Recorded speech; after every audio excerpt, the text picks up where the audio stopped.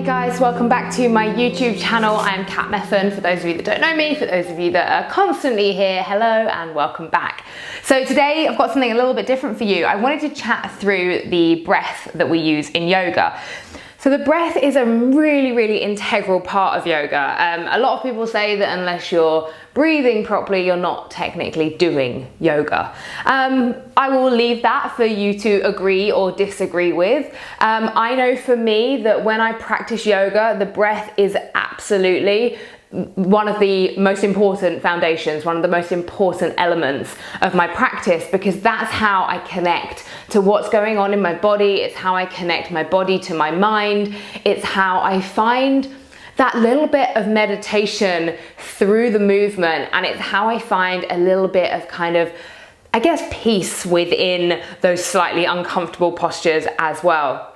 And the breath helps us strengthen, it helps us stretch. So it's a really important part. So I wanted to talk you through, first of all, the Ujjayi breath. So this is the breath that you will hear probably spoken about the most in sort of a vinyasa class. It's the breath that you would use throughout your whole practice. And then we're going to go on to some other pranayama techniques that I find really useful. I guess probably my favorite ones to do outside of this Ujjayi breathing. So we're going to practice them together.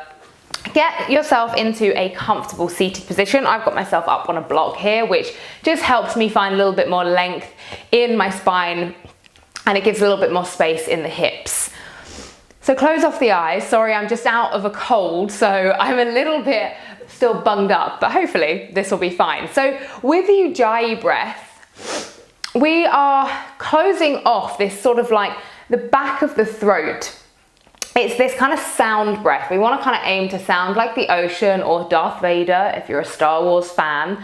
And you'll find that it's easier to find that sound on the exhale to begin with, and then the inhale might come slightly later. And there'll be things like you might snore or you might kind of choke a little bit when you first start doing it.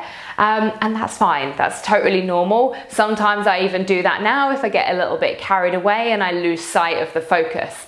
So let's just start by closing off the eyes, placing the hands on the knees. And you're just going to breathe in and out normally. So just in through the nose and out through the nose, not making any changes.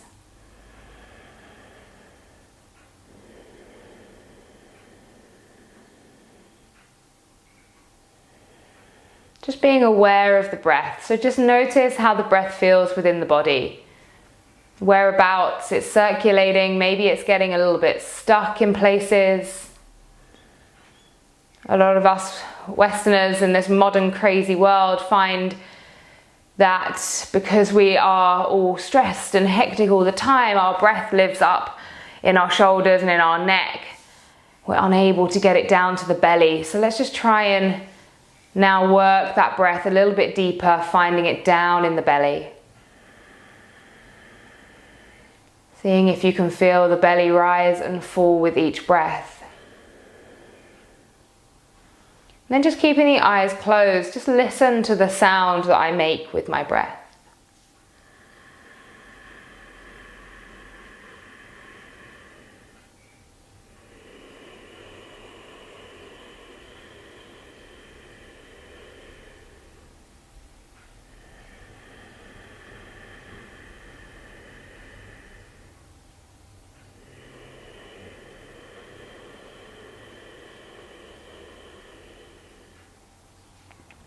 So trying to find that sound, that closure through the back of the throat, slight kind of like pinching together of the back of the throat.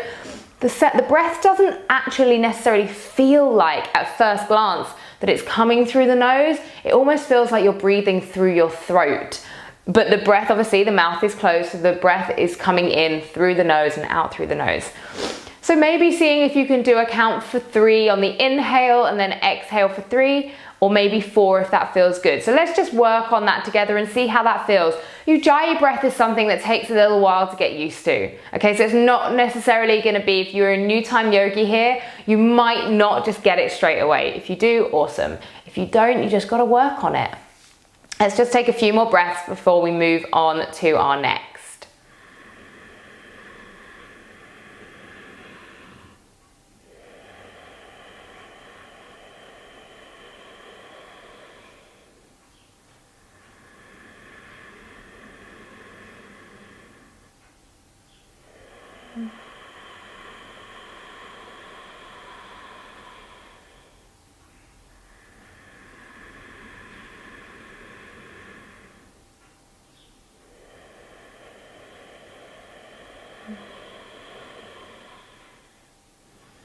Awesome. You can flutter open the eyes. So that is your Ujjayi breath. And we use that breath to help us find a little bit of warmth within the body. It's a really nice energizing breath. Even though it's energizing, I'd just like to add that I actually use that breath as a way of calming as well from anxiety. So I actually, even though within yoga, when you're working your sun salutations, it's very much a warming breath. If I'm kind of having a little bit of a stressful day and I just need a moment, I'll close my eyes and I will do that same breath. But what I will do is I'll elongate my exhale. So I'll be tapping into my parasympathetic nervous system by elongating that exhale. So maybe I'll inhale for 4, exhale for 8, inhale for 6, exhale for 12, etc. So maybe finding that, maybe it works for you. So moving on now to a pranayama technique that we use a lot in, again, yoga classes. It's our balancing breath. So this alternate nostril breathing, Anuloma Viloma. So there are 2 different ways of holding the hands. So you want to tuck down the index finger and the middle finger. You want to tuck them down. What you will find though is that these 2 fingers on the end, baby finger and ring finger, are going to be a little bit like, oh, I want to head down there as well. So if this position with the thumb up and these fingers here doesn't work for you, you could place the 2 fingers on the 3rd eye, that place between the eyebrows, and then you can just work like this. So whichever one works for you. I usually use my right hand. If you want to use your left, you can. I personally find it's a lot easier with my right. So like I mentioned, this is the breath technique that we use for balancing out the energetic system. It's great for strengthening the breath, the respiratory system, and it's really, really good for just calming the mind, tapping into both the mind and the body. And again, just sort of working, I guess, on that focus, staying with a rhythm, staying with a pattern. And there are lots of different ways to do this. You can use it, you can do retention of the breath between each side and things like that. We're going to stick to a basic one today. So find your hand position. You've got the 2 index finger, middle finger are down, thumb is up. The thumb is going to pop onto the right nostril. So remember that I am facing you. So it's going to look like I'm doing the opposite to you, but listen to my words, don't copy my hand, if that makes sense. So right hand is up, right thumb to right nostril, okay? And then we're going to inhale for 1, so inhale left, 1, 2, 3, 4, close left, exhale right, 2, 3, 4, inhale right, 2, 3, 4, close right, open left, exhale, 2, 3, 4, inhale left, 2, 3, 4, exhale right, 2, 3, 4, inhale right, 2, 3, 4, exhale left, 2, 3, 4, inhale left, 2, 3, 4, exhale right, 2, 3, 4, inhale right, 2, 3, 4, exhale left, 2, 3, 4, release the hand. How did that feel? Hopefully you kind of got that. And again, you're sort of still working with what you've learned in the Ujjayi breathing, finding those deep inhales and exhales. Like I said, that breath can be much longer. Sometimes we'll inhale left, we'll retain, exhale right, retain, inhale right, retain, exhale left, retain. So there are all these lovely different variations of these, but that is your alternate nostril breathing. Another great one for just calming, feeling relaxed, balancing out. This is the one we normally would do at the beginning of a yoga class to kind of get you tapping into each side of the body, the energetic systems. Moving on now to Kapalabhati. So this is the breath of fire. Again, probably one that if you go to a lot of classes, maybe you go to Ashtanga or Rocket or Vinyasa, this might be one that you've done. I know that Kundalini Yoga use Kapalabhati a lot. So this is all about heat, all about building the heat within the body. Again, it's the kind of one that at first you might be a little bit like, oh, I'm not really too sure where I'm heading with this. But if you stick with it, it soon sort of just like, it's one of those things, it just clicks into place and you're like, oh yeah. So if you're a little bit snotty today, I'd maybe grab yourself a tissue. I stupidly haven't come prepared with tissues. This one also, it can be quite nice to take the hands to the belly because you can really feel the belly rise and fall. And Kapalabhati is like these pumps through the tummy. What you want to actively think about is the exhale. The inhale will happen naturally. It's the exhale and the pump motion that you're getting, that you're really kind of thinking about. So I will show you around and then you can watch. And if you know this breath technique, then you can do it with me. If not, just watch and then we'll do it together. We normally do around sort of like 30 to 40 of these. If you're pregnant, I would recommend not doing this or consult with your yoga teacher if you really want to. But I would recommend not doing it if you are pregnant today, right now. So we take a nice big inhale and let it all out. And then take a half breath.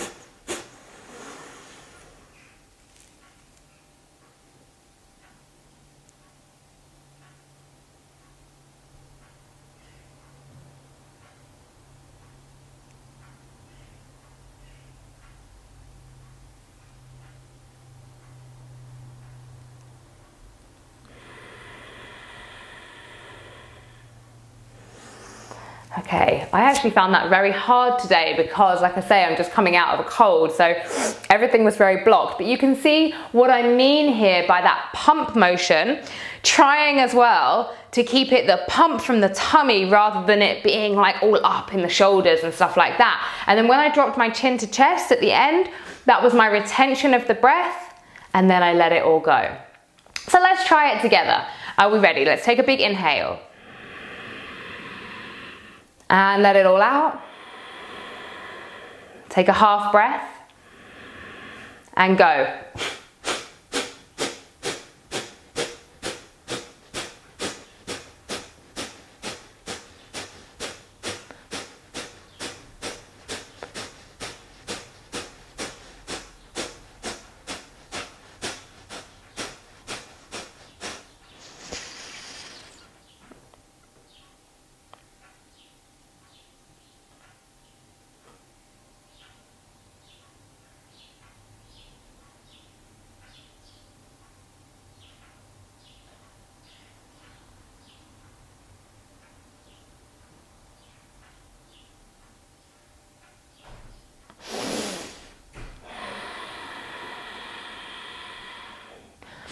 Definitely not the best day for me to be filming a Kapalabhati tutorial on.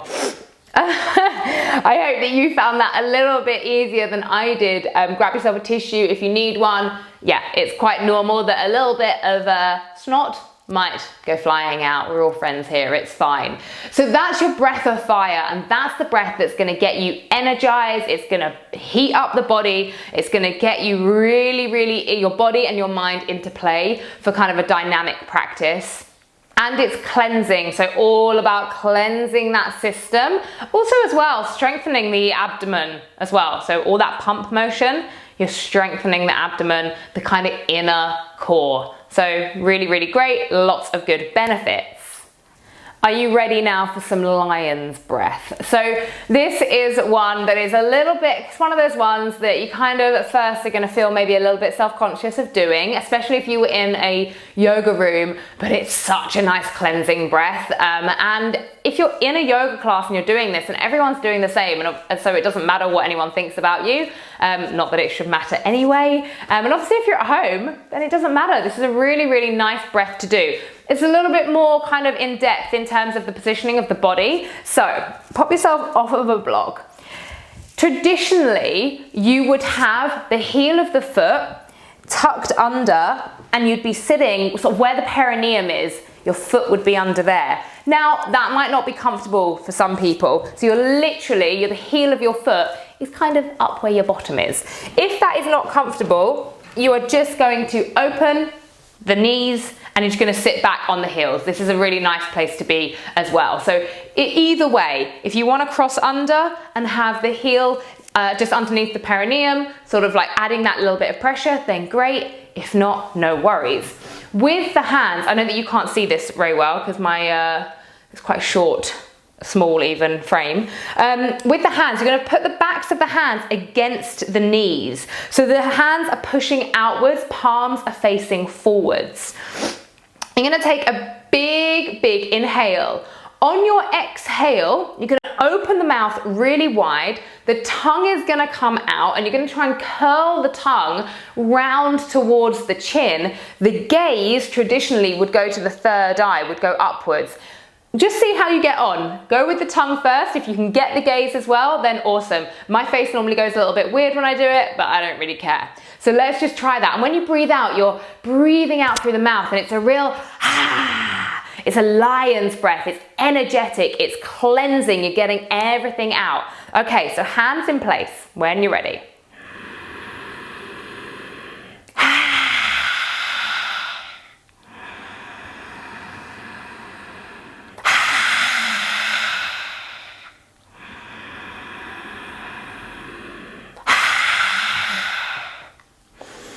How beautiful did I look? So that right there is your lion's breath. I really, really like it. It's one that, again, I do at the start of a practice sometimes. In all honesty, actually, recently I haven't used that breath as much as maybe I would like to. So this is going to be my reminder to get back to that breath. Lion's breath is definitely one that I recommend doing in the morning when you wake up. It doesn't need to be part of your yoga practice.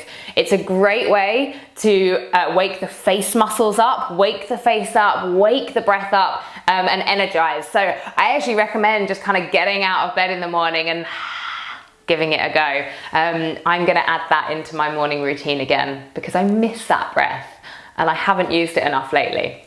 Okay, moving on to my final breath. This is the bee breath, humming breath, lots of different names for it. For me, it's one of the most calming breaths. I find this is great for anxiety. So anyone that suffers with anxiety and stress, this is going to be a really, really good one for you. And it literally is what it sounds like. It's humming, and it's just the repeat of humming. I find this is great as well if you struggle to sleep. Sometimes I get into bed and I'm like, Rob, I'm just going to do the humming thing. And he's like, okay. And I'm like, So it doesn't matter the tone of your humming, anything like that. We're just gonna hum on repetition. You hum until your exhale is complete, and then you inhale and you hum again. We'll go for 5. I would recommend normally going for 11. Today we'll just get into it with 5. So come to find your comfortable seat. Take a big inhale.